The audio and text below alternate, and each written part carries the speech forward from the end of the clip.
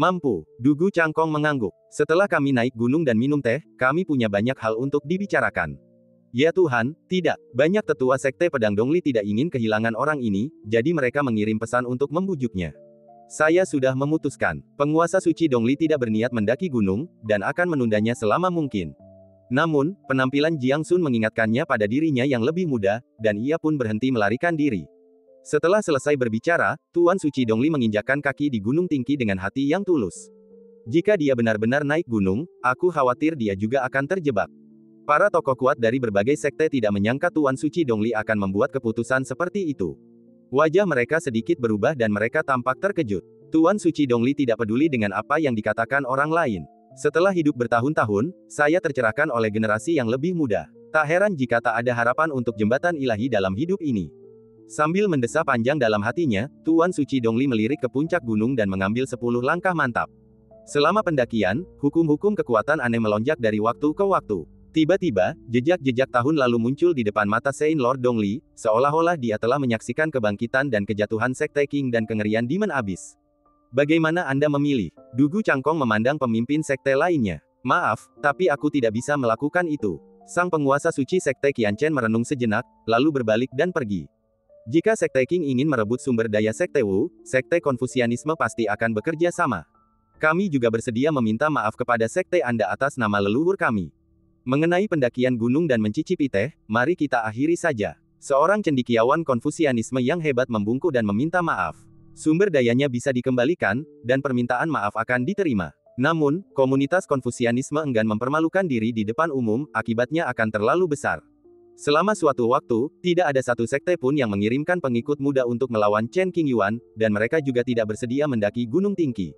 Dari 36 sekte di negara kekaisaran, hanya sekte penjinak binatang, sekte Bangau Roh, Villa Penglai, dan sekte pedang Dongli yang bersedia menghadapi dendam masa lalu secara langsung. 32 sekte lainnya berencana untuk berlarut-larut, atau bahkan saling bermusuhan. Puluhan pasukan teratas telah bersatu dan tidak takut sama sekali terhadap King Zong. Rupanya beberapa orang tua belum memahami situasinya. Situasi saat ini adalah kesempatan terakhir yang diberikan King Zong kepada semua sekte.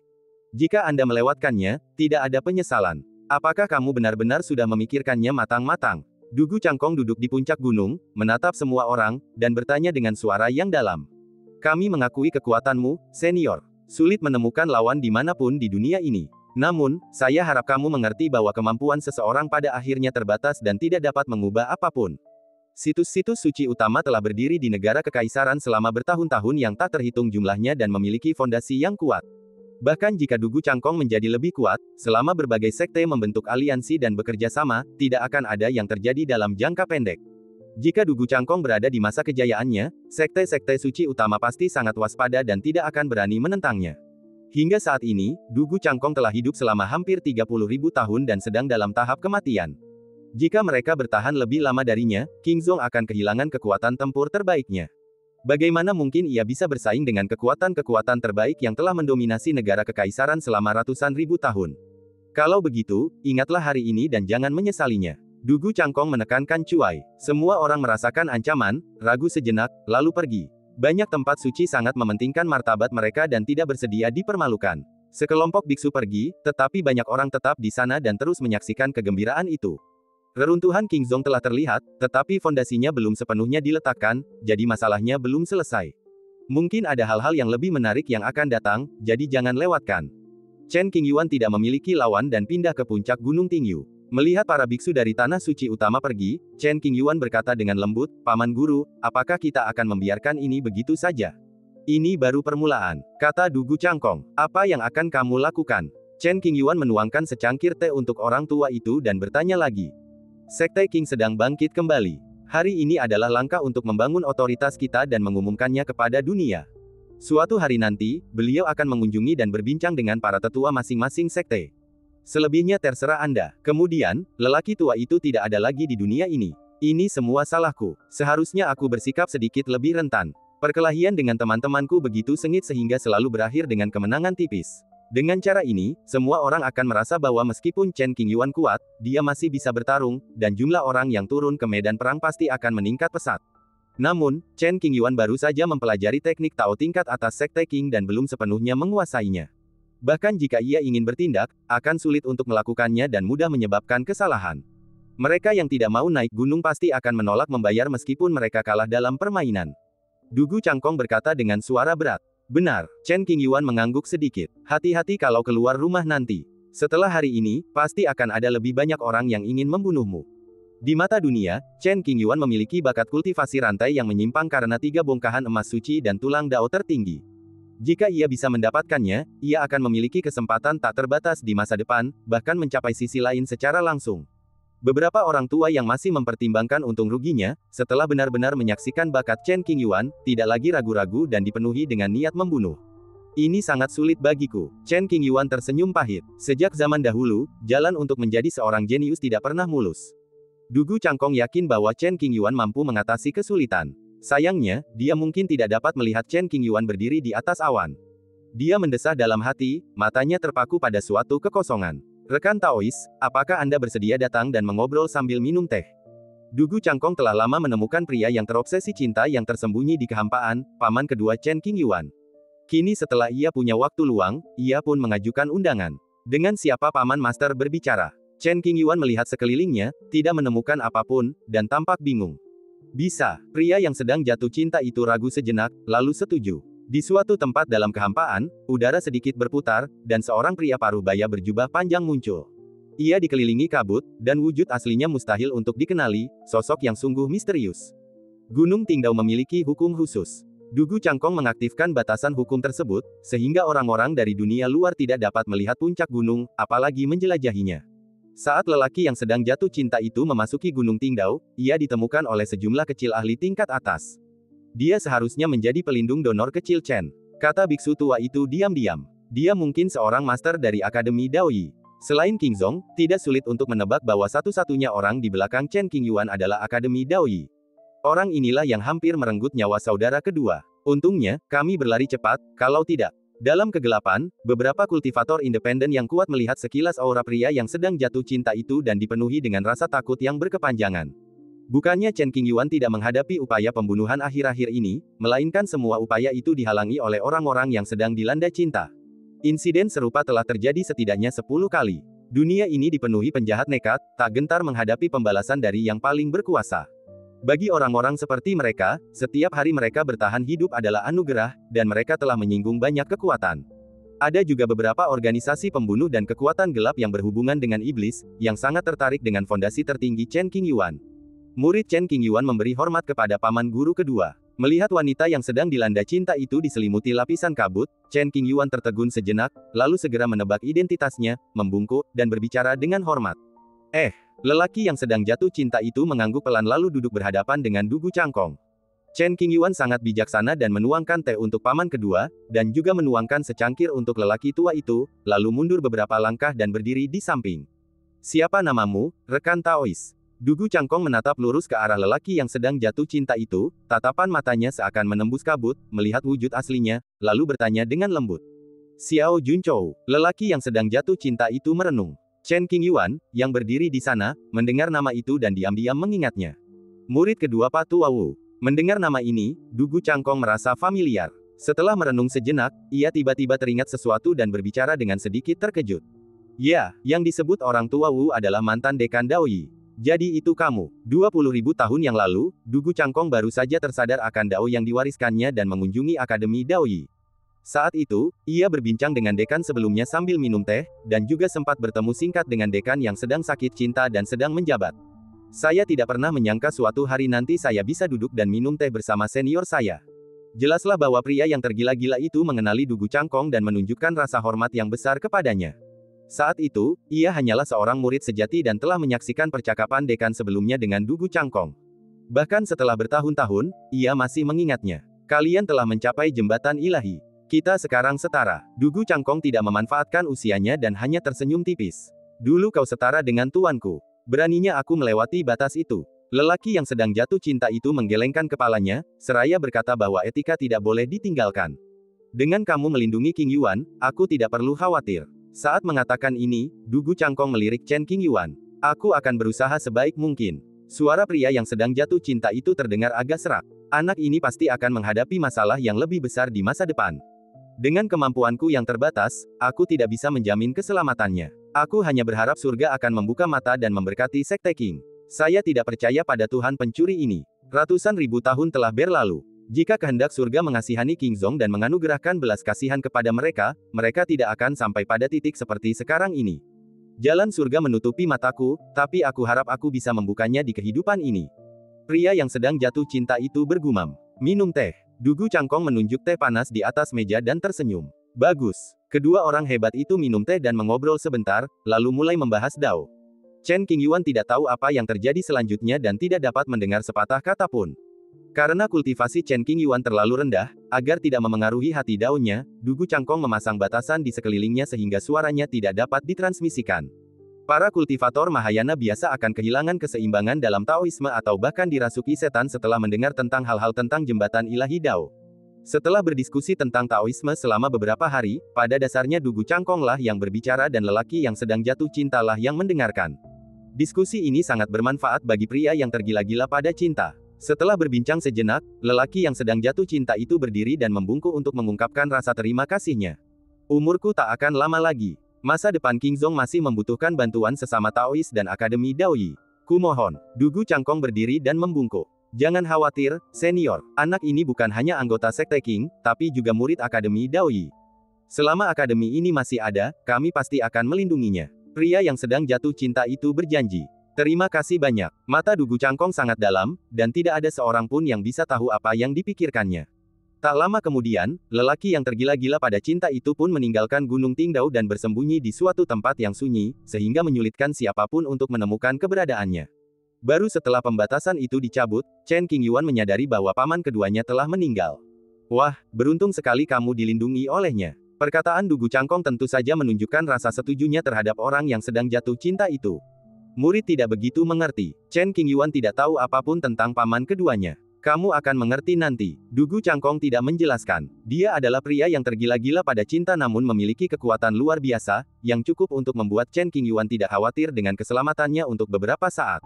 Yang terpenting adalah Dugu Cangkong dapat merasakan bahwa jika Chen Qingyuan benar-benar menghadapi krisis kematian, pria yang sedang jatuh cinta itu akan bersedia mengorbankan dirinya.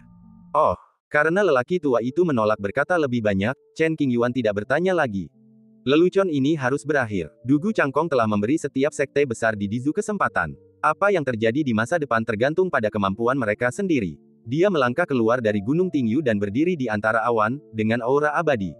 Dengan jentikan lengan kirinya, gumpalan pola hukum yang tak terhitung jumlahnya tiba-tiba muncul di kehampaan, semuanya berasal dari ujung istana kuno Kingzong dan menyebar kemana-mana. Menjauhlah. Orang-orang kuat di dekatnya merasa sangat tertindas dan mundur satu demi satu. Sekte King dihidupkan kembali dan fondasi jalur spiritual dibentuk kembali. Di bawah pimpinan Dugu Cangkong, kekuatan-kekuatan yang tidak menginginkan Kingzong didirikan di Dizu hanya bisa menonton dan tidak punya keberanian untuk menghentikannya.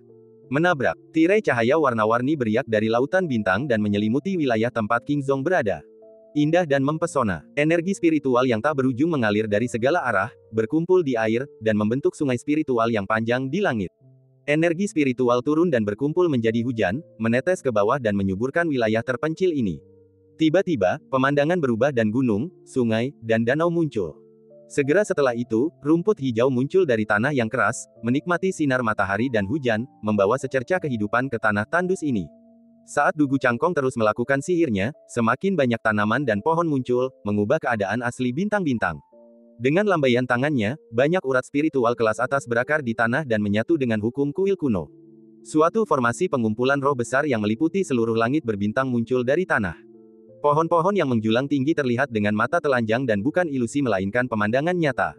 Sungai-sungai yang dipenuhi makna spiritual mulai beriak, membentang ribuan mil, membawa vitalitas ke tanah di kedua sisi tepian sungai. Wow, Dugu Cangkong melambaikan tangannya dan menyebarkan benih yang tak terhitung jumlahnya di tanah, lalu benih ikan dan makhluk lainnya memasuki sungai. Hanya dalam beberapa jam, fondasi awal Kingzong telah diletakkan. Pemandangan dan konsentrasi energi spiritual tempat ini tidak sebaik banyak kekuatan kelas 2 di negara kekaisaran. Banyak kekuatan telah berkembang selama bertahun-tahun dan perlahan-lahan mengumpulkan kekuatannya, tetapi tidak ada satupun yang dapat dibandingkan dengan kemampuan Dugu Cangkong untuk melakukan sesuatu dengan jentikan lengan bajunya. Sungguh suatu keajaiban. Banyak sekali biksu yang tercengang dan berseru keheranan. Kebangkitan Sekte King tidak dapat dihentikan. Siapapun yang jeli dapat melihat bahwa keputusan Sekte King untuk berakar di Dizu akan segera menimbulkan konflik kepentingan dengan kekuatan-kekuatan utama di Dizu. Lain kali kamu pergi keluar, kamu harus memilih hari yang baik. Para pemimpin tertinggi pasukan kelas 2 dan 3 dengan tegas memperingatkan para tetua dan pengikut dalam sekte mereka untuk tidak ikut campur dalam urusan orang lain, untuk tetap berada di wilayah mereka sendiri saat tidak ada urusan, dan tidak menyinggung siapapun. Sebenarnya, akan sangat baik jika Sekte King benar-benar dapat meraih kembali kejayaannya. Setahu saya, 300.000 tahun yang lalu, Sekte King menstabilkan situasi di negara kekaisaran. Pertikaian antar sekte sangat jarang terjadi, dan keadaannya sangat damai. Tidak seperti sekarang, sekte-sekte lama dihancurkan dan sekte-sekte baru didirikan setiap saat. Seorang tua dari pasukan khusus tertentu mengucapkan hal ini secara diam-diam, tetapi dia hanya berani memikirkannya dalam hati dan tidak mengatakannya keras-keras, karena takut terseret ke dalam badai besar ini. King Zongjian, haruskah kita mengungkapkan rasa terima kasih kita? Beberapa kekuatan berdiskusi secara rahasia. Mengirim hadiah untuk merayakan berarti ingin berteman dengan Sekte King, yang secara tidak langsung menyinggung banyak kekuatan besar. Namun, jika kita tidak menunjukkan niat baik saat King Zong baru dibangun kembali, tidak akan ada peluang di masa depan. Pada saat ini, para pemimpin puncak banyak pasukan sedang pusing dan tidak tahu bagaimana harus mengambil keputusan. Lupakan, sebagian besar pasukan tidak berani terlibat. Setelah merasa cemas cukup lama, mereka akhirnya memutuskan untuk menyerah. Meskipun King Zong sekarang terlihat sangat kuat, sebenarnya kota itu penuh dengan lubang. Jika bukan karena kekuatan pencegah Dugu Cangkong, King Zong tidak akan dapat dibangun kembali. Semua orang tahu bahwa Dugu Cangkong akan segera mati. Setelah kematiannya, bagaimana Sekte King akan melawan raksasa negara kekaisaran? Meskipun Chen Qingyuan sangat berbakat dan tak tertandingi, dia tidak punya waktu untuk tumbuh dewasa. Ledakan. Suara cuai bergema dan menyebar ke seluruh alam, seolah-olah menandakan dibangunnya kembali Sekte King dan diumumkan ke surga. Istana-istana kuno King Zong tersapu dari kotoran dan kemerosotan oleh hujan spiritual, dan menjadi megah dan bersinar dengan cahaya spiritual. Banyak sudut kuil kuno yang masih memperlihatkan jejak perubahan waktu, tetapi juga memiliki suasana menyambut era kemakmuran bagi seluruh dunia. Tirai cahaya laut berbintang membentang di 9 langit, bagaikan selembar kain yang menutupi istana kuno. Hujan spiritual menyebar ke seluruh permukaan bumi, dan segala sesuatu menjadi segar kembali serta penuh vitalitas. Istana Lihua di wilayah selatan mengucapkan selamat kepada Sekte King atas pembangunannya kembali dan telah menyiapkan hadiah kecil. Mohon diterima. Liu Nansheng keluar sendiri, mengenakan pakaian biasa dan dengan ekspresi serius. Begitu dia selesai berbicara, sebuah kota kuno didorong keluar dari udara oleh Liu Nansheng. Kota kuno itu melayang ke suatu tempat di ruang utama yang kosong, memancarkan sedikit cahaya bintang, tampak sangat luar biasa. Terima kasih banyak. King Zong sedang dibangun kembali, dan semuanya hancur. Dugu Cangkong tidak sopan dan menerima hadiah itu. Selain sumber daya, perlu juga mencari teman yang cocok untuk King Zong, yang pasti akan membantu di masa depan. Dugu Cangkong tidak membutuhkan bantuan luar, tetapi King Zong membutuhkannya. Sekte Buddha di timur bersedia menyumbangkan 1 juta batu roh dan 10 jilid kitab suci Buddha. Kemudian, biksu tua itu muncul, dengan kedua tangannya tertangkup dan cahaya Buddha memenuhi langit. Kitab suci agama Buddha yang disebutnya bukanlah benda biasa, tetapi merupakan wawasan spiritual para biksu besar sepanjang masa. Kitab ini tidak hanya memuat konsep ajaran Buddha dan bermanfaat untuk praktik spiritual, tetapi juga dapat menekan pikiran jahat, menguatkan pikiran, atau mengusir roh jahat dengan membacanya secara rutin. Kitab suci Buddha semacam ini sangat berharga, karena memberikan satu berarti mengurangi satu. Untuk merekonstruksi kitab suci Buddha yang berisi pola-pola spiritual misterius ini, seseorang harus menunggu kematian beberapa biksu senior. King Zong menerima hadiah Buddha. Dugu Cangkong tidak membutuhkan kitab suci Buddha, tetapi murid-murid Sekte King di masa depan pasti membutuhkannya. Pada hari pembangunan kembali, bagaimana kita bisa menerima hadiah tanpa mengadakan pesta? Di dalam aula tamu, Fang Qingyun telah menyiapkan buah-buahan berharga dan anggur ajaib, yang semuanya telah disiapkan oleh Dugu Cangkong beberapa hari yang lalu. Buah-buahan dan anggur ajaib itu bukanlah barang biasa dan tidak akan mempermalukan Sekte King. Datang. Fang Qingyun berdiri di pintu aula tamu, membungkuk kepada para tamu sambil tersenyum di wajahnya. Karena kita sudah di sini, kita harus minum. Liu Nansheng memanggil beberapa tetua dan berjalan bersama ke ruang tamu. Tuan, tehnya sudah siap. Fang Qingyun tahu aturan untuk para biksu. Terima kasih, dermawan. Kemudian, biksu tua dan belasan biksu senior berjalan masuk perlahan-lahan. Setelah itu, Sekte Linghe, Sekte Pedang Dongli, dan Villa Penglai di Provinsi Kekaisaran semuanya mengirimkan tetua inti tingkat tinggi mereka untuk memberikan ucapan selamat. Mereka telah meminta maaf kepada Sekte King dan tidak lagi berada di pihak yang sama dengan faksi-faksi teratas lainnya, sehingga mereka harus berjuang bersama sampai akhir. Sekte penjinak binatang agak malu karena mereka sebenarnya tidak ingin menyerah. Namun, pemimpin sekte terjebak di Gunung Qingdao milik Sekte Qing, dan batu suci pelindung sekte juga jatuh ke tangan leluhur Sekte Qing. Jika saya tidak mengucapkan selamat kepada King Zong pada hari ini, akan sulit untuk mendapatkan batu suci itu kembali di masa depan. Sehat. Sekarang keadaan sudah seperti ini, tidak ada jalan lain selain dipimpin oleh Sekte Qing. Setelah ragu-ragu sejenak, leluhur Sekte Penjinak Binatang memberi perintah, meminta beberapa tetua untuk pergi memberi selamat dan membawa beberapa hadiah yang berlimpah. Pasukan tinggi lainnya di Dizu mengawasi dengan ketat pergerakan King Zong tetapi tidak memberikan komentar apapun. Bagaimanapun, saya telah menyinggung King Zong lagi kali ini, jadi tidak perlu mengucapkan selamat kepadanya. Dalam situasi saat ini, semua tempat suci harus bersatu agar tidak dikalahkan satu per satu. Setelah Dugu Cangkong terbunuh, Sekte Qing dapat dengan mudah dikendalikan. Bahkan dengan bantuan Akademi Daoyi dan berbagai kekuatan, King Zong, tanpa kekuatan tempur teratasnya, tidak akan mampu membuat gelombang apapun. Di mata banyak orang, tidak ada kekuatan yang akan mempertaruhkan segalanya untuk King Zong. Faktanya, sejak Akademi Daoyi, yang tidak terlibat dalam urusan duniawi, memutuskan untuk ikut campur dalam urusan klan Qing, mereka telah bersiap untuk kemungkinan terburuk. Sekte Buddha dan kekuatan lainnya pasti tidak akan mendampingi King Zong sampai akhir. Paling-paling, mereka hanya akan membantu ketika King Zong dalam kesulitan. Jika kepunahan Sekte Qing tidak dapat dihentikan, wajar jika mencari manfaat dan menghindari bahaya serta mengabaikannya. Bei Huang, Akademi Daoyi mengirimkan hadiah. Tiba-tiba, cahaya hijau datang dari jauh, disertai suara. Mendengar ini, mata Chen Qingyuan berbinar, dan dia ingin melihat siapa yang datang. Guru dan dekan sedang mengasingkan diri, sementara wakil dekan Lin Wenchou harus tetap di akademi dan menjaga jalan. Ia tidak bisa meninggalkan istana dengan mudah agar tidak dimanfaatkan oleh pencuri. Akademi Daoyi, Xin Xuan, salam untuk senior. Lai Qi merupakan tetua inti di akademi dan orang kedua yang memegang komando dalam garis keturunan Fu Dao. Berdasarkan senioritas, Chen Qingyuan seharusnya memanggilnya adik perempuan. Sopan, Dugu Cangkong membalasnya dengan tersenyum. Ini hanya tanda terima kasih kecilku.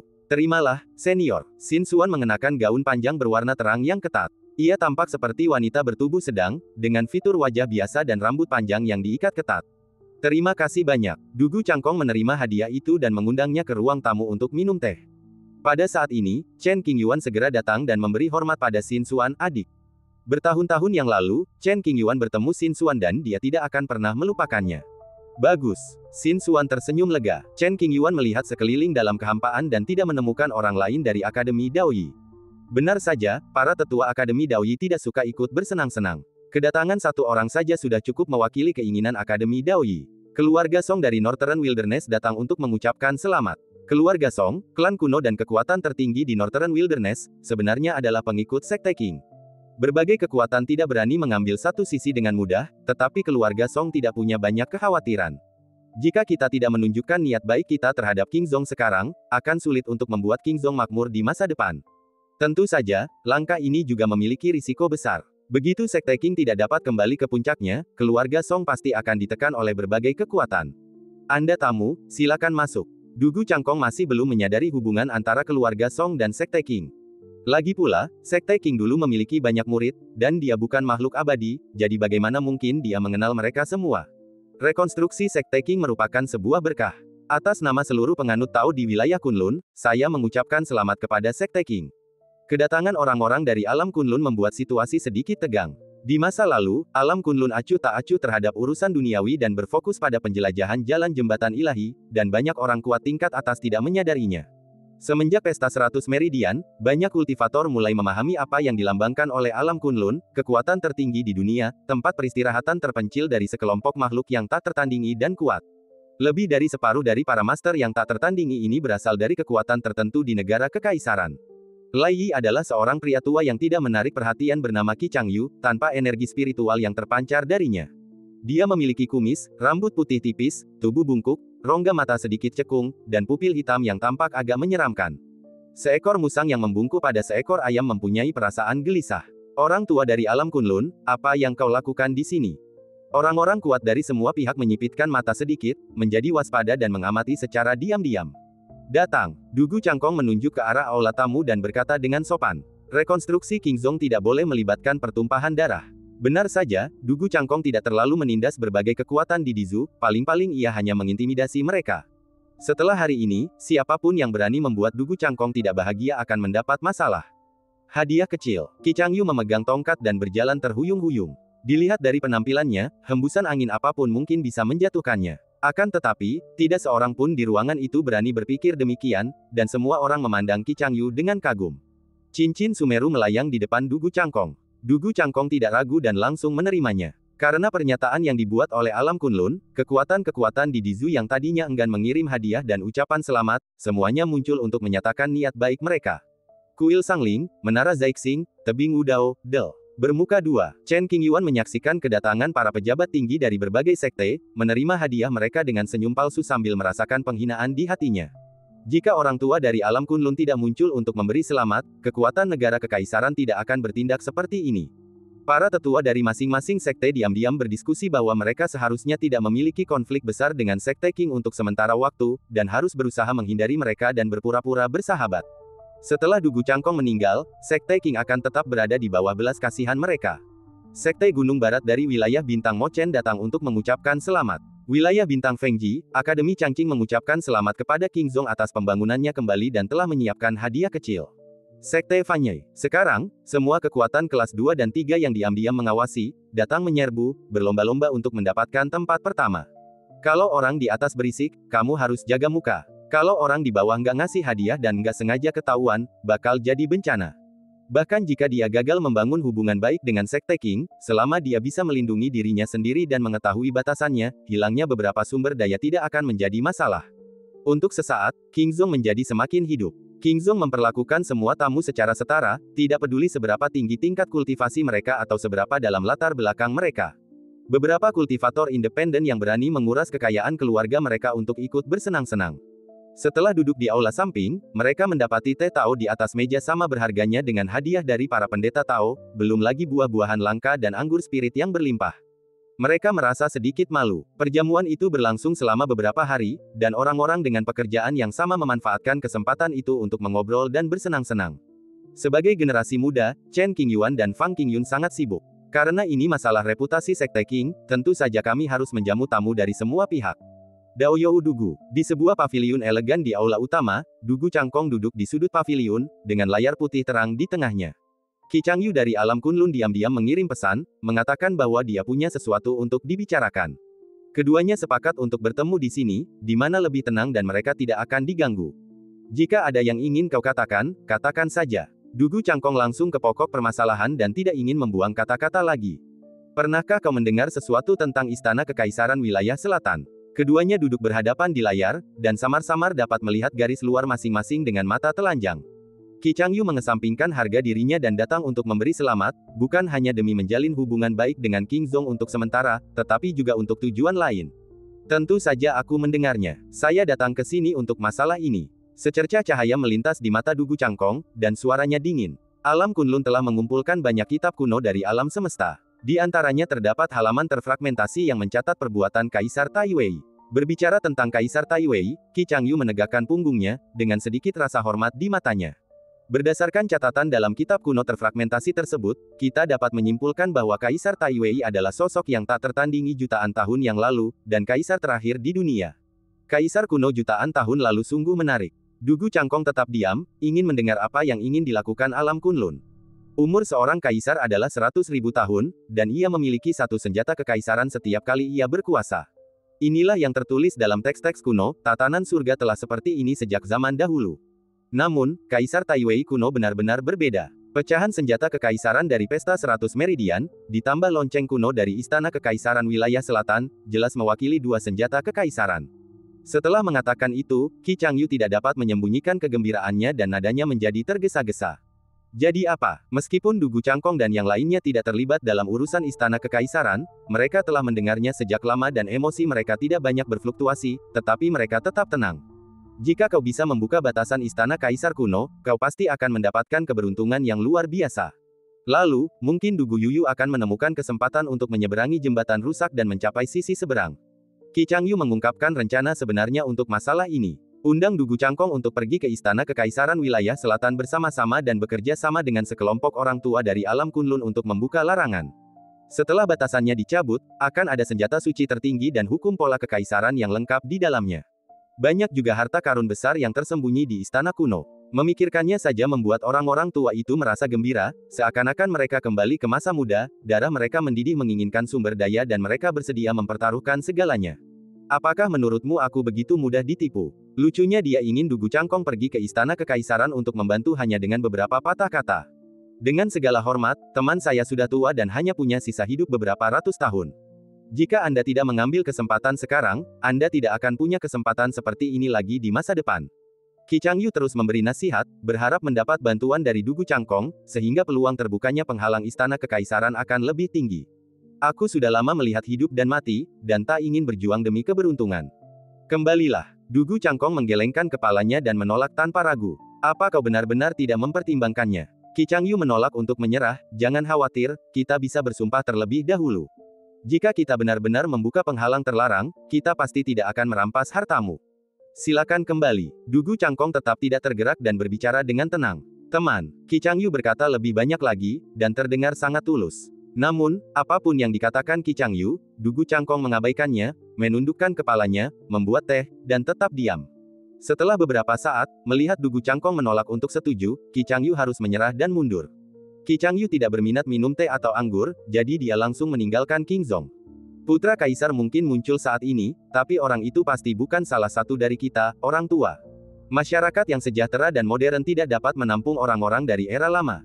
Belum lagi tidak ada kesempatan untuk membuka penghalang istana kekaisaran, kalaupun ada, Dugu Cangkong tidak akan pergi. Hanya ketika kau membersihkan semua ampas, kau dapat mengetahui isi hatimu yang sebenarnya. Jurang iblis pada akhirnya harus dijaga oleh lelaki tua Qingzhong. Aku tidak mencari rasa terima kasih dari orang lain, aku hanya ingin memiliki hati nurani yang bersih dan layak bagi leluhurku. Hidup ini sudah cukup. Setelah perjamuan, para biksu dari berbagai sekte pergi satu demi satu. Beberapa orang yang suka menonton kesenangan itu menjauh dari bintang-bintang di dekat Qingzhong dan terus menonton. Setelah menyelesaikan semua hal ini, Chen Qingyuan akhirnya bisa beristirahat. Aku tidak pernah menyangka sebelumnya kalau aku sebenarnya dari sekte Qing. Duduk di tangga batu giok putih di depan istana, Chen Qingyuan menatap ke kejauhan dan bergumam pada dirinya sendiri. Saya pernah membaca catatan tentang sekte Qing di buku-buku kuno, dan saya merasa bahwa perilaku sekte ini patut dikagumi. Sekte ini melahirkan orang-orang hebat dari generasi ke generasi, dan mereka berpegang teguh pada keyakinan mereka tanpa mengejar keuntungan pribadi. Dalam sekejap mata, saya menjadi murid sekte Qing. Sungguh mimpi, Paman Guru. Tiba-tiba, Fang Qingyun yang sudah sangat tua tidak malu lagi memanggilnya, Paman Master, dan bahkan sudah terbiasa. Lao Fang, duduklah. Sebelumnya, Chen Qingyuan ingin memanggil Fang Qingyun, senior, tetapi Fang Qingyun tidak tahan. Oleh karena itu, setelah negosiasi, mereka terpaksa mengganti gelar tersebut. Fang Qingyun sangat teliti soal senioritas, dan dia tidak bodoh. Dia tahu bahwa Chen Qingyuan adalah keturunan sekte Qing. Menyebut pakar papan atas dari masa lalu dengan sebutan, Paman Master, bukanlah hal yang memalukan, melainkan suatu kehormatan. Leluhur meminta Paman Si untuk pergi ke alam liar utara dan membawa semua orang dari garis keturunan sekte Qing ke sini. Kabar bahwa Chen Qingyuan berasal dari sekte Qing telah terungkap. Kekuatan manapun yang sedikit lebih kuat akan mengetahui bahwa Chen Qingyuan berasal dari sekte Xuanxing dan memiliki hubungan dekat dengannya setelah sedikit penyelidikan. Oleh karena itu, selagi Dugu Cangkong masih hidup, ia harus membuka jalan bagi Qingzhong. Meskipun itu secara langsung mengungkap identitas Chen Qingyuan, itu adalah pilihan terbaik saat ini. Dugu Cangkong adalah ancaman bagi seluruh dunia. Jika dia tidak membangun kembali fondasi Qingzhong sekarang, dia harus bergantung pada Lin Changsheng, Chen Qingyuan, dan lainnya di masa depan. Kesulitannya tak terbayangkan. Tuo, mata Chen Qingyuan berbinar dan dia langsung menjadi energi. Sekte Xuanxing di daerah terpencil di hutan belantara utara masih belum dikenal oleh sekte-sekte besar di dunia, dan bahkan belum pernah mendengar apa itu sekte Qing. Kali ini ketika dia kembali, Chen Qingyuan pasti akan mengobrol dengan keluarganya untuk mengejutkan mereka dan mengubah pandangan hidup mereka. Vena itu sangat jauh dari sini. Kalau kita menghadapi bahaya, itu akan merepotkan. Sekte Xuanxing terletak di daerah terpencil dengan sumber daya yang terbatas. Kultivasi orang-orang di sekte ini umumnya rendah, dan yang terkuat hanya berada di tahap penyeberangan kesengsaraan. Jika Anda menjadi sasaran pencuri dalam perjalanan pulang, akibatnya tidak terbayangkan. Chen Qingyuan tidak berani mempertaruhkan nyawa anggota keluarganya, jadi tentu saja dia harus bertanya dengan jelas dan membuat persiapan yang matang. Paman Master, jangan khawatir. Leluhur sudah membuat pengaturan. Fang Qingyun berkata, kali ini aku pergi bersama pamanku, dan kami juga ditemani oleh 3 guru Zen dari Sekte Buddha dan banyak orang kuat dari Akademi Pertama yang diam-diam melindungi kami. Dalam Sekte Buddha Timur, yang paling berkuasa adalah Biksu Tua. Selain dia, ada 3 guru besar Zen. Demi melindungi rakyat Qingzhou, 3 guru Zen mengikutinya. Bisa dibayangkan bahwa agama Buddha telah memberi Qingzhou cukup muka, hanya untuk membangun hubungan baik. Aku mengerti. Kalau begitu aku tidak akan khawatir. Chen Qingyuan mengerti, dan kekhawatiran di matanya langsung lenyap. Istana Qingzhou, paviliun yang tenang dan elegan. Dugu Cangkong dan biksu tua minum teh dan berbicara tentang berbagai hal dalam suasana yang harmonis. Ajaran Buddha sang guru sangat mendalam dan bahkan lebih baik dari ajaran kepala biara sebelumnya. Dahulu kala, Dugu Cangkong pernah bertemu dengan mantan kepala biara agama Buddha, namun kepala biara tersebut tidak mengetahui identitasnya sebagai penerus sekte Qing, jadi mereka hanya berpapasan. Dugu si melebih-lebihkanku. Sang biksu tua tersenyum ringan dan rendah hati. Saya mengerti bahwa sekte Buddha ingin menggunakan karma sekte Qing untuk menyebarkan ajarannya ke seluruh dunia. Saya tidak keberatan dengan hal ini, tetapi saya juga meminta agar sekte Buddha dengan tulus membantu sekte Qing. Jika tidak, jika karma baik berubah menjadi karma buruk, akan sulit untuk mengatasinya. Dugu Cangkong harus mempertimbangkan berbagai situasi ekstrim. Ia tidak bisa mempercayakan masa depan Qingzhou kepada orang lain, tetapi harus mengambil alih kekuasaan di tangannya sendiri. Sekte Buddha sangat menghormati sekte Qing dan tidak akan pernah berani melakukan apapun yang bertentangan dengan keinginannya. Selama saya masih hidup, saya tidak akan membiarkan sekte Qing berada dalam situasi yang tidak dapat menopang dirinya sendiri. Kata biksu tua itu dengan tulus. Itu bagus. Dugu Cangkong percaya pada karakter biksu tua itu dan mengangguk sambil tersenyum. Keduanya minum teh dan mengobrol lama sekali. Setelah beberapa jam, biksu tua itu pergi dengan tenang. Pada suatu bintang dekat Qingzhou, seseorang sedang menunggu lebih awal. Pria itu mengenakan pakaian sederhana dan tampak anggun dan anggun. Istana Bunga Pir, Liu Nansheng. Meninggalkan. Di puncak Gunung Tandus, Liu Nansheng telah memperhitungkan rute pulang biksu tua itu dan menunggu di sana. Mendengar suara yang dikenalnya, biksu tua itu berhenti di udara, perlahan berbalik, dan memberi hormat dengan kedua tangannya terkatup rapat. Donor Liu. Teman lama bertemu lagi, mengapa kamu tidak duduk dan mengobrol? Liu Nansheng melambaikan tangannya dengan lembut, dan sebuah meja dan kursi kayu muncul di puncak gunung, dengan teh harum di atas meja. Sebenarnya mereka berdua ingin bertemu dan mengobrol, jadi mereka menyuruh yang lain pergi dan pergi sendiri. Semua pejabat tinggi Istana Bunga Pir didesak mundur. Tak seorang pun berani menentang perintah Liu Nansheng. Para petinggi yang ingin menonton pertunjukan hanya bisa mendesah dalam hati. Hanya ada 3 guru Zen di antara para petinggi Buddha yang berminat memata-matai masalah ini, dan mereka semua diutus oleh biksu tua untuk melindungi orang-orang dari garis keturunan utama sekte Qing. Di satu sisi, ia bisa menjalin hubungan dengan Qingzhou, dan di sisi lain, ia bisa menghindari pengawasan. Ini adalah pendekatan bercabang 2. Salju pertama di Kerajaan Gurun Selatan. Biksu tua itu mendarat di puncak gunung dan mencium aroma teh tersebut. Teh dari sebuah negara kecil di wilayah selatan memiliki kualitas biasa saja, hampir tidak layak mendapatkan penghargaan bergengsi. Namun, teh ini membawa kenangan akan biksu tua dan Liu Nansheng. Keduanya pertama kali bertemu di sebuah kedai teh di sebuah negara kecil di Gurun Selatan. Dalam keadaan tak sadarkan diri, waktu kembali ke masa lalu. Di kedai teh kecil, aroma teh memenuhi udara. Di sudut, seorang wanita muda berkerudung sedang menikmati momen damai ini. Di luar pintu, seorang biksu muda yang lewat masuk. Ia mengenakan jubah sederhana, dengan bekas luka terukir di kepalanya, bibir merah dan gigi putih, serta wajah kekanak-kanakan. Jelas sekali bahwa ia baru saja mulai berlatih. Donor, bisakah Anda memberi saya semangkuk teh? Biksu kecil itu mendekati pemilik kedai teh. Sebagai seorang murid Buddha yang berbudi luhur, bagaimana mungkin ia merasa haus? Apa yang ia lakukan diperlukan untuk latihannya. Dengan koneksi keribuan keluarga, saya bepergian ke seluruh dunia, memahami dunia, dan melampaui hal-hal yang biasa saja. Pergi dan jangan ganggu aku saat aku sedang melakukan urusan. Sekarang ini, biksu yang baik hati sudah sangat jarang. Bukan karena pemilik kedai tehnya yang jahat, tapi biksu kecil itu terlalu tampan dan sama sekali tidak punya aura biksu. Di mata pemilik kedai teh dan beberapa orang yang melihat, biksu kecil itu mungkin seorang biksu setan yang berpura-pura menjadi biksu dan menipu orang. Tepat ketika biksu kecil itu hendak pergi, gadis di sudut tiba-tiba berkata, "Biksu kecil, masuklah dan duduklah. Aku ingin mengundangmu minum teh." Karena ada yang membayar tagihannya, pemilik kedai teh tentu saja tidak akan ikut campur dalam urusan orang lain. Terima kasih, donatur wanita. Biksu muda itu masuk dan menatap mata gadis asing itu. Ia menyadari bahwa gadis itu bukanlah wanita biasa, melainkan seorang biksu. Gadis itu juga merasakan fluktuasi energi spiritual dan menjadi tertarik pada biksu kecil itu. Sekilas pandang bisa bertahan selama 1000 tahun. Masa lalu bagaikan asap, seakan melayang di depan mata, tetapi ketika kau mengulurkan tangan, ia bagaikan fata morgana, tak terjangkau. Di puncak gunung, Liu Nansheng menuangkan secangkir teh seperti yang biasa ia lakukan, lalu berkata sambil tersenyum tipis, "Duduklah, aku akan mentraktirmu secangkir teh." Amitabha, biksu tua itu berdiri di satu sisi, kenangan masa lalunya membanjiri bagai air pasang, tak terbendung. Jika bukan karena pencapaian Budanya yang mendalam, pikirannya pasti tak stabil. Setelah duduk, biksu tua itu tidak langsung minum teh, tetapi menatap Liu Nansheng dengan tenang. Keduanya terdiam, saling memandang. Setelah waktu yang tidak diketahui, biksu tua itu akhirnya berbicara, jejak rasa bersalah terpancar di matanya, dan suaranya rendah, "Maafkan aku.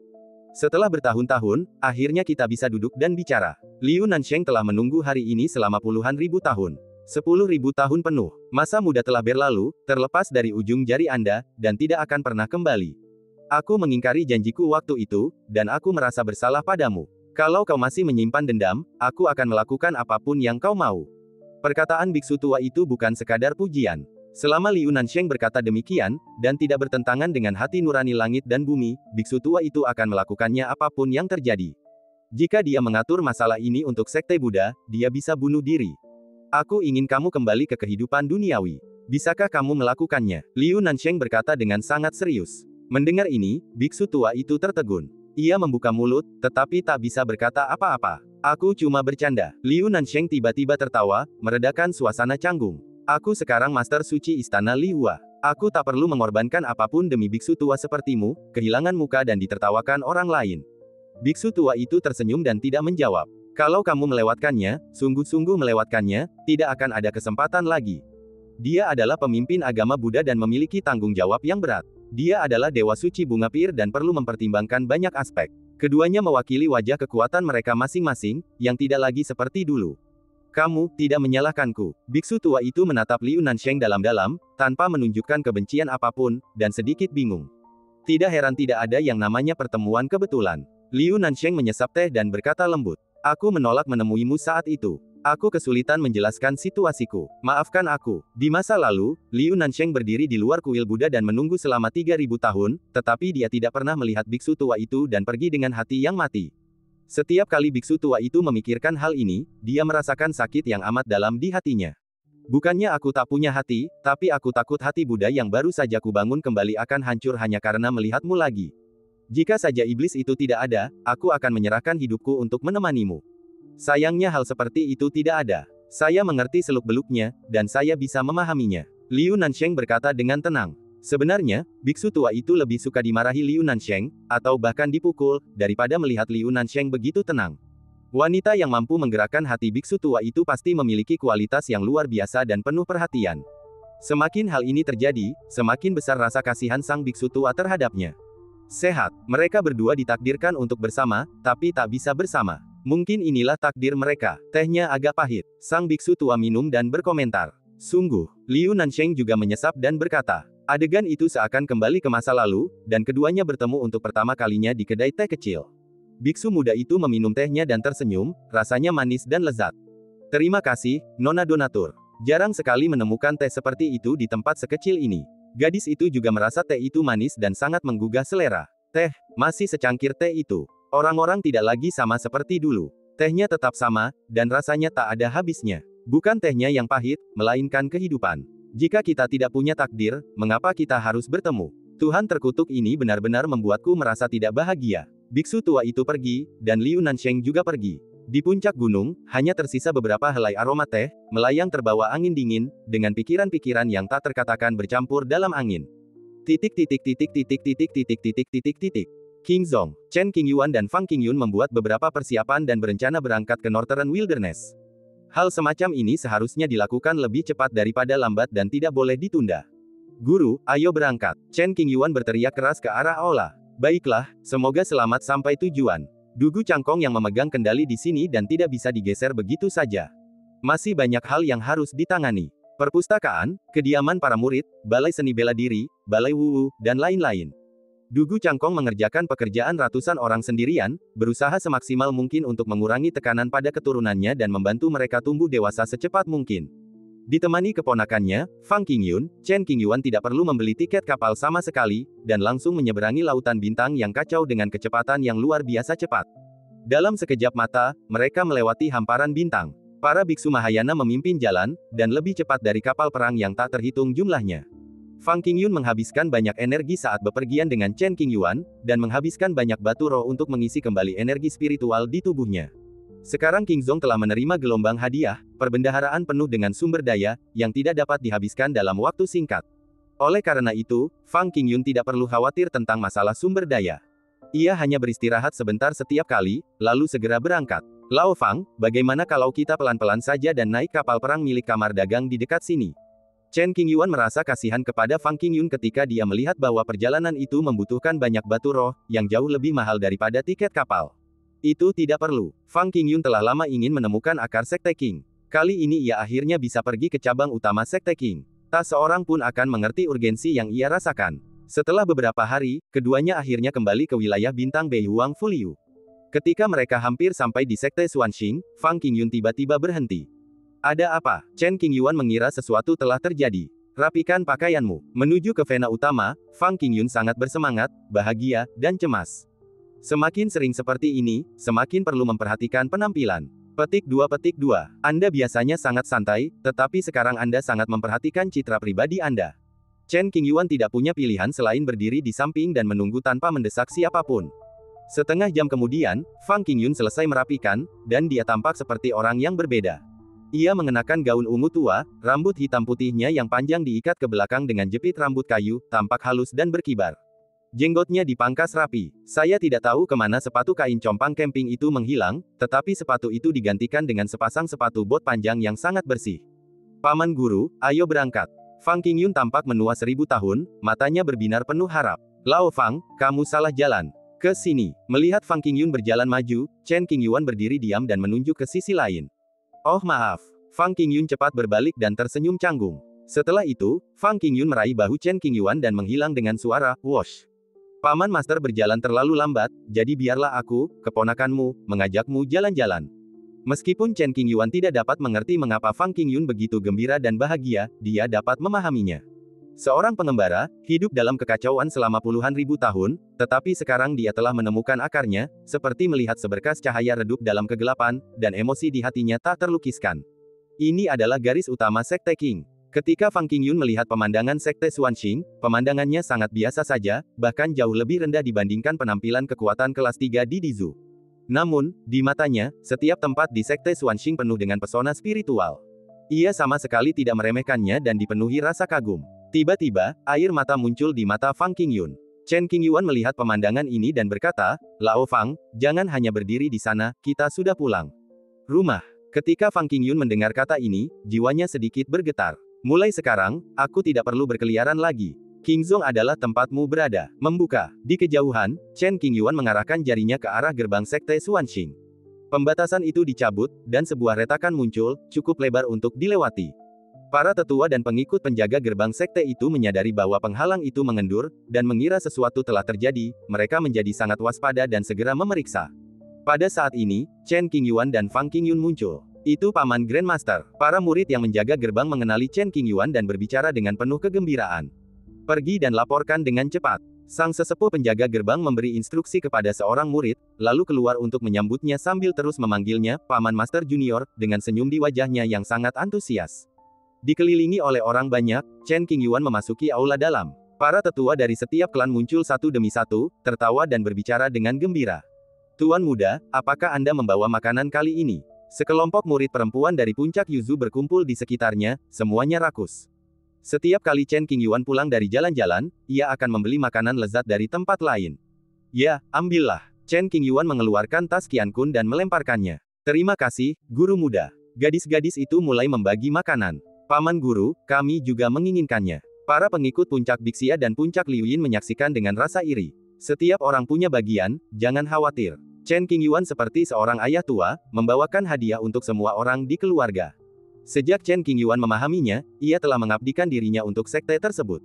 Tampaknya, keluarganya pasti akan mati kelaparan cepat atau lambat. Murid-muridnya seusia dengan Chen Qingyuan, hanya berbeda generasi, dan mereka rukun satu sama lain.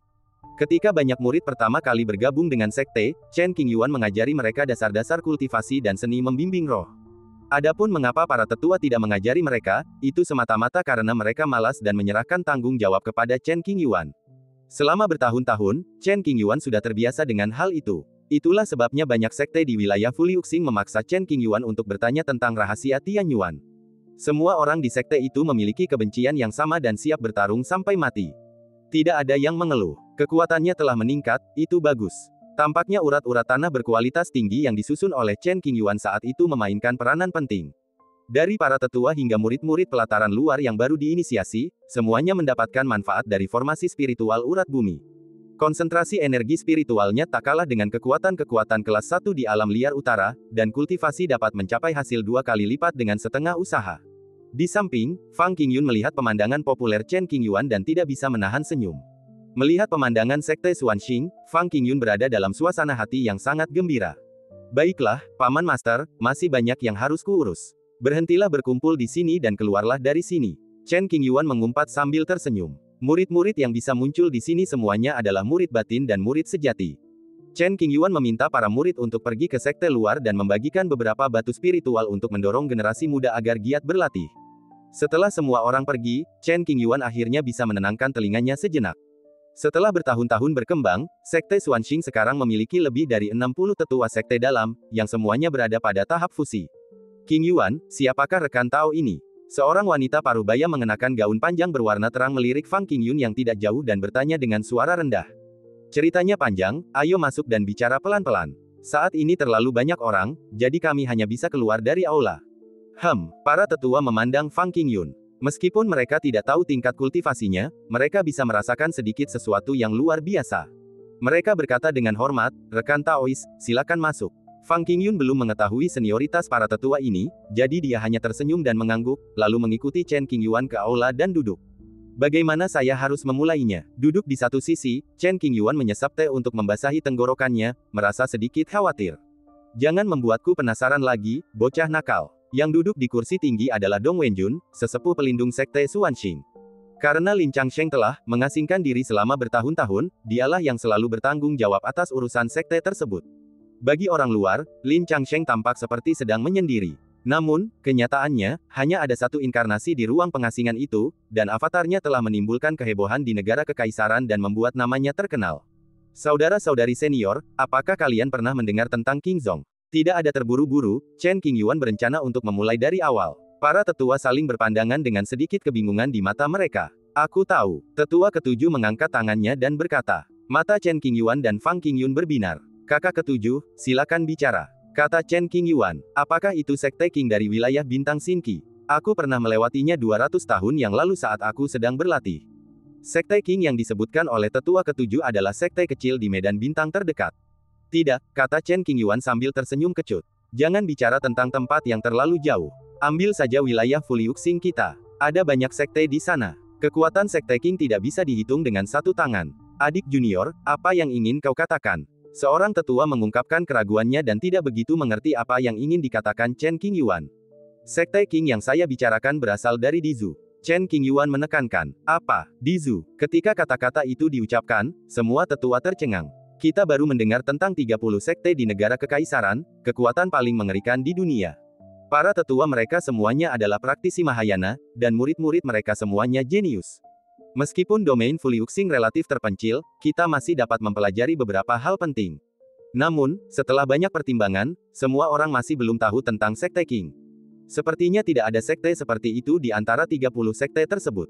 Melihat ekspresi para tetua, Chen Qingyuan mendesah dalam hati dan berpikir, sepertinya semua orang benar-benar tidak tahu tentang sekte King. Para leluhur sungguh luar biasa. Mereka langsung menghapus semua jejak karma sekte King, membuat semua keturunannya sama sekali tidak menyadarinya. Adik, bicaralah terus terang. Dong Wenjun terlalu malas menebak dan berkata, kalau begitu aku akan mulai dari awal. Chen Qingyuan memulai narasi yang agak panjang. 300.000 tahun yang lalu, kekuatan-kekuatan teratas di negara kekaisaran terbagi menjadi satu orang suci dan 30 sekte. Orang suci ini, yang mewakili sekte King, memiliki status transenden, melampaui ke-30 sekte tersebut. Suatu hari, dunia berubah drastis, dan jurang iblis muncul. Fang Qingyun ingin memberi salam kepada para tetua, tetapi dia harus menahan diri atas isyarat Chen Qingyuan. Saat ini, semua orang di sekte Xuanxing sama sekali tidak menyadari hal-hal ini. Tidaklah tepat untuk terburu-buru dalam upacara, jadi lebih baik melakukannya selangkah demi selangkah. Setelah beberapa jam, Chen Qingyuan selesai menjelaskan sebab dan akibat dari sekte King dan jurang iblis, dan juga menjawab banyak pertanyaan dari para tetua.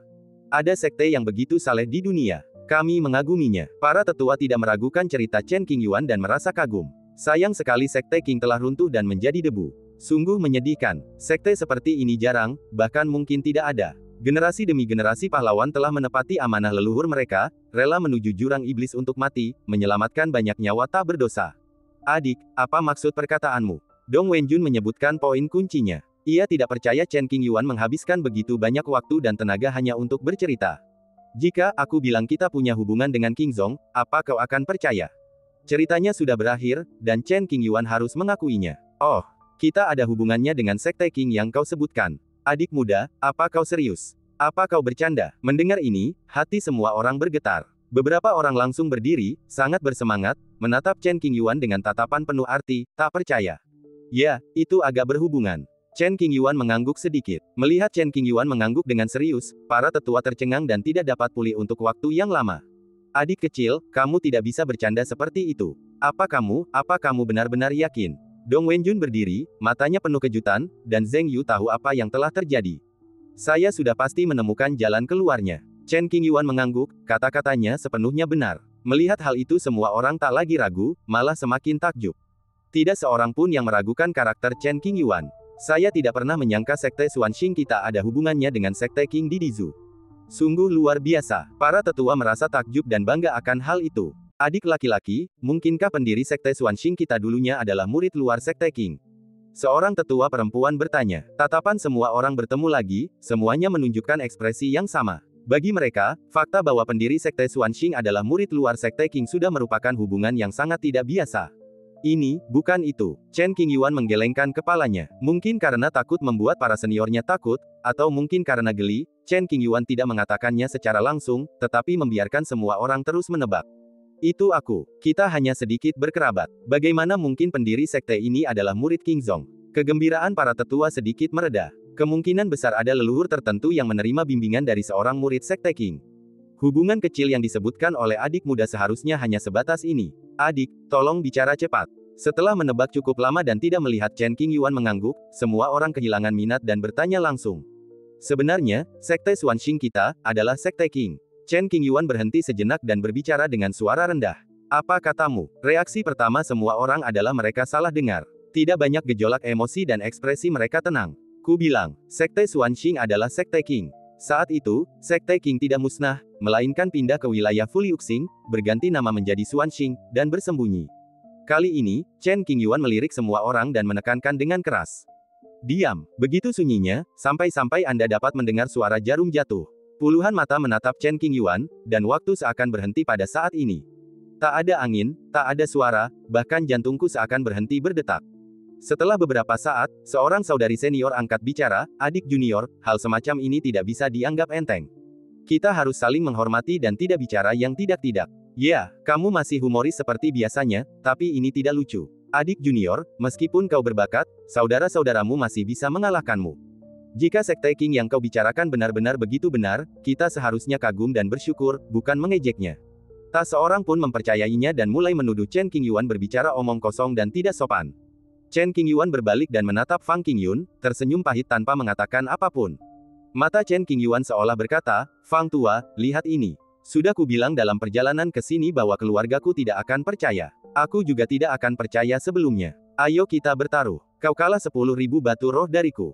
Ingat untuk membayarku nanti. Jangan menyangkalnya. Petik 2. Fang Qingyun merasakan keinginan untuk batu roh di mata Chen Qingyuan. Menghadapi tuduhan dari kakak-kakak seniornya, Chen Qingyuan tidak menjelaskan. Pada saat ini, Fang Qingyun berdiri. Jadi, mata semua orang tanpa sadar bergeser. Orang tahu ini. Sampai sekarang, para tetua masih belum mengetahui asal-usul dan nama Fang Qingyun, juga tidak tahu apa yang dilakukan Fang Qingyun ketika dia tiba-tiba berdiri. Di bawah pengawasan dan kewaspadaan orang banyak, Fang Qingyun berdiri di tengah aula dalam.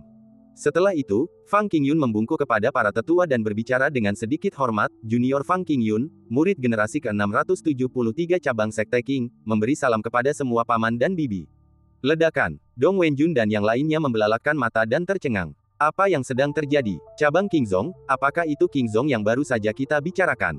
Teman ini kelihatannya lebih tua dari kita semua, tetapi dia malah menyebut dirinya junior. Pemandangan bagaikan mimpi itu membuat pikiran semua orang kacau dan mereka kebingungan. Adik, apa maksudnya ini? Semua orang bingung dan mengalihkan perhatian mereka ke Chen Qingyuan. Lagi pula, Fang Qingyun datang bersama Chen Qingyuan. Apa yang dikatakan Lao Fang tadi benar. Itulah yang dia maksud, kata Chen Qingyuan. Petik 2. Mendeguk. Semua orang membuka mulut, tidak tahu harus berkata apa, dan terus menelan ludah. Masalah ini agak rumit dan melibatkan terlalu banyak hal, sehingga sulit bagi setiap orang untuk mencernanya sekaligus. Saya datang ke sini kali ini untuk memindahkan Sekte Xuanxing ke Dizu. Sebelum semua orang bisa bereaksi, Chen Qingyuan menjelaskan tujuannya. Apa? Tatapan semua orang kosong, dan mereka tidak lagi tahu siapa mereka. Jangan khawatir, luangkan waktu untuk mencernanya. Chen Qingyuan tersenyum kecil dan menyesap tehnya. Masyarakat masih belum bisa menerima masalah ini dan tetap sangat skeptis. Berapa umur Anda, Tuan Fang? Dong Wenjun tidak dapat mengetahui tingkat kultivasi dan usia Fang Qingyun, jadi dia menahan keterkejutannya dan bertanya dengan sopan. Berdiri di tengah aula, Fang Qingyun membungkuk hormat dan berkata, Guru Dong, saya berusia lebih dari 18.000 tahun. Berapa banyak? Lebih dari 18.000 tahun. Semua orang memandangnya serempak, dia lebih tua daripada siapapun. Dipanggil, Paman Master, oleh seorang pria tua yang usianya hampir 20.000 tahun, perasaan ini sungguh aneh. Semua orang sangat skeptis pada awalnya, tetapi ketika mereka melihat ekspresi serius Chen Qingyuan, sepertinya dia tidak berpura-pura. Mungkinkah itu benar? Semua orang tidak dapat menahan diri untuk tidak mempercayainya sedikit dalam hati mereka. Tapi ini terlalu indah. Sekte Xuanxing telah berakar di wilayah bintang Fuliu selama 100.000 tahun, dan sangat jarang yang bertahan hingga hari ini. Tiba-tiba, Chen Qingyuan berkata bahwa wujud asli Sekte Xuanxing adalah Sekte Qing dari negara kekaisaran, raksasa yang pernah menjulang tinggi di atas banyak kekuatan lain di negara kekaisaran. Sulit bagi semua yang hadir untuk mencerna ini dalam waktu sesingkat itu. Ekspresi mereka lebih berlebihan daripada satu sama lain. Mereka tercengang, tertegun, dan tak bisa berkata-kata. Temanku memanggil kita Paman Tuan, apakah itu sebuah kesalahan? Dong Wenjun bertanya ragu-ragu. Tidak mungkin itu salah. Fang Qingyun berkata dengan yakin. Maaf, sudah sejauh mana Anda berkultivasi? Dong Wenjun terus bertanya. Tahap Mahayana akhir. Ketika berbicara tentang kultivasinya, Fang Qingyun tidak merasa bangga, melainkan malu dan menundukkan kepalanya. Sebagai cabang Sekte Qing, ia tidak mendapat tekanan dari cabang lain dalam garis keturunannya, telah mempraktikkan berbagai teknik tingkat tinggi sejak kecil, dan memiliki sumber daya yang melimpah. Dalam kondisi seperti itu, setelah hampir 20.000 tahun berkultivasi, ia belum mencapai puncak Mahayana. Sungguh disayangkan mengingat bakatnya yang terbatas. Apa? Mendengar ini, semua orang melompat. Tak seorang pun bisa duduk diam kecuali Chen Qingyuan. Periode Mahayana akhir. Apakah kamu bercanda? Menilik seluruh wilayah bintang Fuliu, tak ada satupun kultivator Mahayana. Tak berlebihan jika dikatakan bahwa jika makhluk sekuat itu tiba di wilayah terpencil, ia dapat mendominasi wilayah tersebut, mengerahkan seluruh kekuatan dan kekuasaannya tanpa ada yang mampu menghentikannya. Orang tua di depan saya adalah seorang kultivator pada periode Mahayana, dan dia berada di akhir periode Mahayana. Tidak, itu tidak mungkin. Tubuh semua orang bergetar pelan, wajah mereka dipenuhi kengerian, tenggorokan mereka berguling, mata mereka sebesar lonceng, pupil mereka melebar, dan butiran keringat dingin muncul di dahi mereka. Kerumunan itu belum pernah melihat biksu Mahayana sebelumnya, dan mereka sedikit panik dan tidak tahu harus berbuat apa. Lagi pula, Fang Qingyun tidak akan menyombongkan diri, bukan. Para tetua Sekte Xuanxing tidak bisa disalahkan karena penglihatannya yang buruk. Hanya saja, wilayah Fuliuxing terlalu terpencil dan mereka tidak tahu keadaannya yang makmur. Adik, apa yang terjadi? Para tetua memandang Chen Qingyuan dan ingin bertanya untuk konfirmasi. Yah, Lao Fang memang seorang kultivator Mahayana, dan dia juga junior kita. Chen Qingyuan berkata dengan acuh tak acuh. Suasana di aula sangat sunyi. Fang Qingyun berdiri di tengah, mengenakan kain. Ia tampak biasa saja, tetapi memiliki aura transendensi. Jika kamu punya pertanyaan, Qingyun bisa menjelaskannya perlahan. Fang Qingyun tidak memiliki sedikit pun rasa jijik terhadap para kultivator garis keturunan utama Sekte Qing dan memperlakukan mereka dengan penuh hormat. Jangan terlalu sopan. Silakan duduk. Para tetua tidak berani memperlakukan Fang Qingyun sebagai junior, jadi mereka semua berdiri dan tidak berani duduk. Senioritas itu harus ada dan tidak boleh dilanggar. Fang Qingyun membungkuk untuk menjelaskan maksudnya. Semua orang tertawa getir, hal macam apa ini? Mereka benar-benar tersanjung. Tak seorang pun bisa tetap tenang dan pakaian mereka basah kuyup oleh keringat. Lao Fang, kalian ngobrol pelan-pelan saja. Aku mau keluar dulu dan menghirup udara segar. Apa yang perlu dikatakan telah dikatakan, dan Chen Qingyuan tidak ingin duduk di sana dengan bodoh. Ya, Paman Guru. Fang Qingyun mengangguk. Pada awalnya, Chen Qingyuan juga tidak terbiasa dengan hal itu. Saya perlahan mulai terbiasa mendengar pidato penuh hormat Fang Qingyun. Selanjutnya, suasana di aula dalam menjadi agak menyedihkan. Untuk meredakan suasana, Fang Qingyun mulai menanyakan berbagai hal tentang Sekte Xuanxing dan mempelajari situasi khusus keluarga besar ini. Semua keraguan dan pertanyaan yang diajukan oleh Fang Qingyun dijawab secara rinci oleh semua orang. Mereka membicarakan nama-nama semua pemimpin sekte sebelumnya dan tetua inti, serta berapa banyak murid yang saat ini dimiliki sekte Xuanxing dan siapa saja yang layak untuk dikultivasikan. Dengan jawaban dari para tetua, Fang Qingyun memahami setiap aspek sekte Xuanxing. Chen Qingyuan meninggalkan aula dalam dan pergi ke tempat tenang di dekatnya. Kakak, aku kembali. Di luar istana yang terpencil, Chen Qingyuan mengetuk pintu dengan lembut dan memanggil. Dengan bunyi, klik, pintunya terbuka. Chen Qingyuan langsung masuk. Orang yang tinggal di sini adalah dokter hantu, yang bernama Gong Sun Nan. Saat itu, dokter hantu dan Chen Qingyuan bertemu di tempat yang berbeda dan sempat akrab. Kemudian, Chen Qingyuan mengundang dokter hantu untuk menjadi tamu kehormatan di sekte Xuanxing, dan dokter hantu dengan senang hati menyetujuinya. Dengan surat pengantar Chen Qingyuan, tidak mengherankan jika tabib hantu diterima sebagai pejabat tamu, sehingga memperkuat fondasi sekte Xuanxing. Selama kurun waktu tersebut, tabib hantu akan memurnikan pil-pil dengan berbagai mutu dari waktu ke waktu, menyerahkannya kepada sekte, dan mendistribusikannya kepada para pengikutnya. Di masa lalu, basis kultivasi para tetua sekte Xuanxing tidak terlalu tinggi. Namun, setiap kali Chen Qingyuan kembali, ia membawa sumber daya unggul dan teknik Tao canggih, yang secara langsung meningkatkan kekuatan para tetua dan murid. Terakhir kali, dia bahkan secara langsung menciptakan urat bumi bermutu tinggi, yang kaya akan energi spiritual dan jauh lebih baik dari sebelumnya. Masuk dan duduklah. Aku akan menuangkan secangkir teh hangat untukmu. Di loteng yang sangat elegan, Gong Sun Nan, mengenakan gaun panjang hitam, sedang menyeduh teh dengan lembut. Kabar kembalinya Chen Qingyuan sudah sampai ke telinga Gong Sun Nan. Ia tidak muncul, bukan karena ia acuh tak acuh, melainkan karena Chen Qingyuan begitu populer sehingga sulit baginya untuk keluar dan ikut bersenang-senang. Terima kasih, kakak. Chen Qingyuan sama sekali tidak sopan. Ia mengambil teh di atas meja dan meminumnya. Ada apa denganmu datang ke sini kali ini? Dokter hantu tidak menghadiri pertemuan di aula dalam. Ia tidak suka hal-hal sepele seperti itu, jadi ia masih belum menyadarinya. Dia hanya ingin menjalani kehidupan yang tenang, mengobati luka-luka dan memurnikan obat untuk anggota sekte pada waktu tertentu setiap bulan. Memang ada yang salah. Chen Qingyuan mengangguk. Apakah ini serius? Sun Nan duduk di seberangnya, nadanya sedikit khawatir. Ini harus dianggap serius. Chen Qingyuan ragu sejenak dan memutuskan untuk mengaku, saudari, apakah kamu tahu sekte Qing dari Dizu? Saya pernah mendengar sesuatu tentang itu. Sun Nan pernah ke Dizu dan mengetahui banyak hal. Sekte Xuanxing adalah sekte Qing. Chen Qingyuan menarik napas dalam-dalam dan menatap Sun Nan dengan nada serius. Ledakan. Mendengar ini, jantung Sun Nan tiba-tiba berhenti berdetak, dan tatapannya berubah dari tenang menjadi penuh keterkejutan. Ia telah tinggal di sekte Xuanxing selama ini, tidak menanyakan urusan orang lain, dan tidak tahu apa-apa tentang peristiwa besar yang terjadi di dunia luar. Apa yang ku dengar? Sekte Xuanxing adalah sekte Qing yang telah memusnahkan banyak orang. Sun Nan tertegun dan membuka mulutnya, seolah ingin mengatakan banyak hal. Namun, kata-katanya tertahan di ujung lidah, tak sepatah kata pun keluar. Tiba-tiba Sun Nan teringat pada apa yang pernah dikatakan Dewa Pedang Changgeng. Sang Dewa Pedang pernah berkata, jika sekte Xuanxing mengundangnya menjadi tetua tamu, dia pasti tidak akan menolak. Saat itu, Sun Nan merasa bahwa pedang abadi itu agak konyol. Pada saat ini, mendengarkan kata-kata Chen Qingyuan, Sun Nan tertegun untuk waktu yang lama, dan tiba-tiba menyadari. Qingyuan, kamu, bagaimana kamu tahu? Apa kamu yakin? Sambil menahan rasa terkejut yang amat dalam di hatinya, Sun Nan bertanya dengan nada kosong. Masalah ini agak rumit, biar ku jelaskan pelan-pelan. Hari itu, reruntuhan Qingzong muncul, dan awalnya aku ingin ikut bersenang-senang. Chen Qingyuan mulai bercerita tentang perjalanannya memakan melon, dan secara tidak sengaja melibatkan dirinya. Setelah dia selesai berbicara, itu adalah waktu yang lama. Sun Nan mengerahkan seluruh tenaganya untuk mengambil teh di depannya dan menyesapnya. Matanya penuh kengerian saat ia menatap Chen Qingyuan di depannya, pikirannya rumit. Saudari, sekte Qing tidak semegah kelihatannya, dan memiliki banyak musuh. Kali ini aku datang ke sini, aku akan memindahkan sekte Xuanxing ke negara kekaisaran.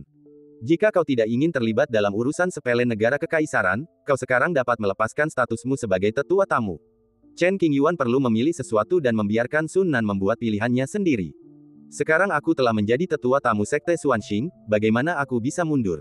Ketika mengatakan hal ini, tatapan mata Sun Nan tampak tegas dan tak tergoyahkan. Apa yang dipedulikannya bukanlah kesempatan Qingzong, melainkan Chen Qingyuan sendiri. Anak ini memanggilku adik. Sebagai seorang saudara, bagaimana mungkin aku meninggalkannya hanya karena bahaya? Kakak, tidakkah kamu ingin memikirkannya baik-baik? Chen Qingyuan menekankan bahaya Dizu. Tidak baik menjalin hubungan dengan Qingzong sekarang. Kenapa? Apa kamu benar-benar ingin adikmu pergi? Sun Nan bertanya balik. Aku sama sekali tidak bermaksud begitu. Aku hanya tidak ingin adikku menyesalinya. Chen Qingyuan berkata cepat-cepat. Aku tidak akan menyesalinya, kata Sun Nan dengan suara berat. Baiklah, kalau begitu, saudari, kemasi barang-barangmu dan segera berangkat ke Dizu. Mendengar jawaban afirmatif, Chen Qingyuan tersenyum. Masih banyak hal yang harus dilakukan di sekte tersebut, jadi Chen Qingyuan tidak bisa tinggal lama. Melihat kepergian Chen Qingyuan, Sun Nan tidak mengalihkan pandangannya darinya untuk waktu yang lama, dan terkejut dengan kejadian ini. Pada saat yang sama, peristiwa-peristiwa penting yang terjadi di negara kekaisaran telah menyebar ke seluruh bagian dunia, termasuk wilayah bintang Fuliu di alam liar utara. Insiden itu begitu serius sehingga menyebar seperti gelombang ke seluruh dunia. Bahkan di tempat-tempat terpencil, penyebarannya akan lebih lambat. Kisah Sekte Qing mulai menyebar ke seluruh wilayah belantara utara, dan menjadi semakin populer. Qingzong, Mo Yuan, jejak sejarah yang sengaja dikubur oleh kekuatan-kekuatan tinggi di Empire State, bagai badai pasir yang tak terhentikan, menjungkir-balikkan seluruh dunia. Sekte Qing, yang berada di atas semua sekte lainnya, mengalami kemunduran dalam rangka menekan jurang iblis. Sungguh mengharukan, seperti mimpi, dan sulit dipercaya. Di mata dunia, dunia kultivasi sangatlah kejam. Para kultivator mengutamakan keuntungan di atas segalanya, hanya berusaha mencapai puncak dan mengendalikan nasib orang lain. Ketika orang-orang mendengar tentang tindakan Qingzong, reaksi pertama mereka bukanlah keterkejutan, melainkan kecurigaan. Setelah sekian lama, berita itu menyebar semakin luas, dan banyak tokoh berpengaruh datang untuk bersaksi, menjamin bahwa masalah itu tidak palsu. Tiba-tiba seluruh dunia terguncang dan orang-orang tercengang. Sebagian orang bersyukur akan hal itu, sedangkan sebagian lainnya menganggapnya sebagai mitos, merasa hal itu sangat jauh dari mereka dan tidak menganggapnya terlalu serius. Pendek kata, perselingkuhan antara Qingzong dan Mo Yuan menyebar ke seluruh surga dan alam, benar-benar menggemparkan dunia. Para peri biasa yang tinggal di daerah makmur juga pernah mendengarnya dan merasa kagum. Sekte Xuanxing dari domain Fuliuxing menarik perhatian para penguasa dunia, dan mereka segera menyelidiki atau berkunjung. Chen Qingyuan adalah pewaris Sekte Qing. Perkembangannya sudah sampai pada titik ini. Orang-orang kuat di dunia dapat mengetahui asal-usul Sekte Xuanxing dengan sedikit penyelidikan. Setiap generasi memiliki pahlawannya sendiri, dan tidak ada yang biasa-biasa saja. Para tetua dari berbagai kekuatan menghela napas lega, Sekte Qing sangat beruntung. Meskipun telah jatuh, Sekte Qing masih mampu menyerap monster-monster teratas. Justru karena setiap generasi Sekte Qing luar biasa maka sekte ini mampu meneruskan warisannya hingga hari ini. Dengan dibangunnya kembali Sekte Qing, situasi dunia akan mengalami perubahan besar. Jika kita tidak ingin terpengaruh, maka kita harus tinggal di rumah dan tidak usah mengurusi urusan kita sendiri. Beberapa kekuatan langsung menutup gunung, dan para pengikutnya tidak diperkenankan keluar, dan tidak seorang pun diperkenankan masuk. Mari kita tunggu hingga jangka waktu tertentu berlalu dan situasi di dunia berangsur-angsur stabil. Meskipun tindakan ini akan mengakibatkan hilangnya banyak kesempatan, namun tidak dapat dipungkiri bahwa tindakan ini justru dapat melindungi diri dan kecil kemungkinannya untuk terkontaminasi oleh kejahatan. Banyak sekali orang di sini. Sekte Xuanxing, di luar gerbang gunung. Sekte-sekte terdekat mengirimkan perwakilan untuk menyampaikan ucapan selamat. Kebanyakan dari mereka adalah penyanjung dengan senyum palsu di wajah mereka, berharap untuk menjalin hubungan dengan Qingzong. Dendam pelik antara Sekte Qing dan berbagai faksi di negara kekaisaran tidak diketahui oleh para kultivator di daerah-daerah terpencil. Satu-satunya berita yang beredar adalah bahwa Sekte Qing telah dibangun kembali, dan bahwa kekuatan dari seluruh surga dan kerajaan telah berbondong-bondong untuk memberi selamat, menggemparkan dunia. Bahkan kekuatan kelas atas seperti 4 sekte suci di alam liar utara kita, yang sebelumnya datang untuk memberikan ucapan selamat kepada Kaisar Qianzu, hanya bisa duduk di aula luar. Konon, perjamuan itu begitu mewah sehingga setiap tamu bisa menjadi seorang kultivator Mahayana, yang mampu menaklukkan suatu wilayah. Aku tidak menyangka Sekte Xuanxing dari domain meteorik punya latar belakang sehebat itu. Untungnya, Sekte Feixing tidak punya dendam dengan Sekte Xuanxing sebelumnya, kalau tidak, semuanya akan kacau. Sekte Liansu, Sekte Nanling, dan sekte-sekte lainnya selalu berselisih dengan Sekte Xuanxing. Dengan kebangkitan Sekte Xuanxing kali ini, sekte-sekte ini pasti berada dalam masalah besar. Mereka tidak tahu bagaimana menyelesaikan masalah ini. Apakah kamu masih ingat Istana Donyi? Itu sekte yang hampir menikah dengan Sekte Xuanxing. Tentu saja aku tahu, kalau dipikir-pikir kembali saat itu. Di luar gerbang gunung, para pendeta dari berbagai sekte tengah berdiskusi dengan suara pelan. Sekte Xuanxing mengirim beberapa tetua untuk secara khusus menghibur sekte-sekte yang datang dari seluruh tempat. Sekte Xuanxing mengembalikan semua hadiah yang dikirim oleh berbagai sekte dan mengundang para tamu untuk minum teh dan duduk mengobrol sebentar. Ngomong-ngomong, tehnya gratis. Hanya dengan cara inilah para pendeta berani meminumnya, karena takut ditipu. Ini pernah terjadi sebelumnya. Teh ini diciptakan oleh Chen Qingyuan. Secangkir teh biasa dijual dengan harga selangit. Kudengar penatua Chen sudah kembali. Aku ingin tahu apakah aku bisa bertemu dengannya. Ratusan orang duduk di aula tamu, dan seseorang berani memberikan saran. Saat ini, Chen Qingyuan terkenal dan semua orang mengenalnya. Banyak orang ingin menjalin hubungan dengan Chen Qingyuan, iblis paling menakutkan di dunia, dengan masa depan yang menjanjikan. Jika mereka dapat menjalin hubungan baik dengannya, mereka mungkin akan mendapatkan sesuatu di masa depan. Maaf, Tetua Chen sedang sibuk dan tidak bisa bertemu dengan Anda, sesama penganut Tao. Tetua Sekte Xuanxing yang menemani tamu itu tersenyum sedikit dan menolak. Memahami, semua orang mengangguk sambil tersenyum. Sulit bagi para tetua ini untuk berurusan dengan pendeta dari berbagai sekte dan mengucapkan segala macam kata-kata sopan. Pada saat ini, di gunung belakang Sekte Xuanxing, Chen Qingyuan dan Fang Qingyun duduk di atas batu, minum anggur dan mendiskusikan relokasi. Proyek sebesar itu tidak mudah untuk ditangani. Saya sungguh khawatir. Tidak ada yang perlu dikhawatirkan. Fang Qingyun memiliki kekuatan magis Qiankun, dan dengan bantuan orang-orang kuat dari berbagai sekte yang bersembunyi dalam kegelapan, ia mampu memindahkan seluruh Sekte Xuanxing ke Dizu. Apa yang menyebabkan sakit kepala? Tekanan dari para pengikut Sekte Xuanxing. Dulu, ketika aku berada di domain Fuliuxing, di tempat yang begitu kecil, aku tak perlu menghadapi banyak kesulitan dan aku bisa mengolah diriku sendiri. Namun, begitu mereka pindah ke Provinsi Kekaisaran, fondasi Sekte Xuanxing niscaya akan membuat mereka tak mampu bersaing dengan rekan-rekan dari faksi-faksi besar dalam waktu singkat. Tekanan psikologis dan keyakinan para pendahulu Sekte Qing dapat dengan mudah membuat sekelompok orang kewalahan. Siapapun yang bisa masuk ke Sekte Xuanxing telah lulus penilaian yang ditinggalkan oleh leluhur mereka. Bakat mereka mungkin tinggi atau rendah, tetapi karakter mereka pasti memenuhi syarat. Jika orang jahat muncul dalam sekte, itu akan mudah menimbulkan pertikaian internal. Selama bertahun-tahun, tidak pernah ada perebutan kekuasaan di Sekte Xuanxing, yang semuanya disebabkan oleh sifat Buddha. Demi hidup tenang, banyak orang yang hanya mengandalkan sedikit sumber daya sekte untuk memenuhi kebutuhan hidup, dan tidak mau keluar untuk berinteraksi dengan orang lain, apalagi mencari cara untuk menghasilkan uang. Hanya Chen Qingyuan yang menjadi pengecualian. Sejak kecil, ia telah mencoba segala cara untuk mendapatkan batu roh. Lao Fang, menurutmu kapan waktu yang tepat bagi kita untuk mulai? Chen Qingyuan bertanya. Kepada semua yang bersedia melindungi kita, waktu sangatlah berharga. Kita tidak bisa menunda lebih lama lagi. Kita harus bertindak cepat. Fang Qingyun berkata dengan serius. Ya, Chen Qingyuan mengerti ini. Bagaimana kalau kita berangkat 7 hari lagi? Fang Qingyun menghitung waktu dan menyarankan. Baiklah, aku akan melakukan apa yang kamu katakan. Chen Qingyuan mengangguk. Kemudian, Fang Qingyun berdiri, penuh energi. Ngomong-ngomong, Lao Fang, apakah kamu melupakan sesuatu? Chen Qingyuan menghentikan Fang Qingyun dan matanya tertuju. Tidak. Setelah berpikir sejenak, Fang Qingyun mengerutkan kening dan menggelengkan kepalanya. Kau kalah taruhan, dan kau masih belum membayar kembali batu roh yang kau hutang padaku.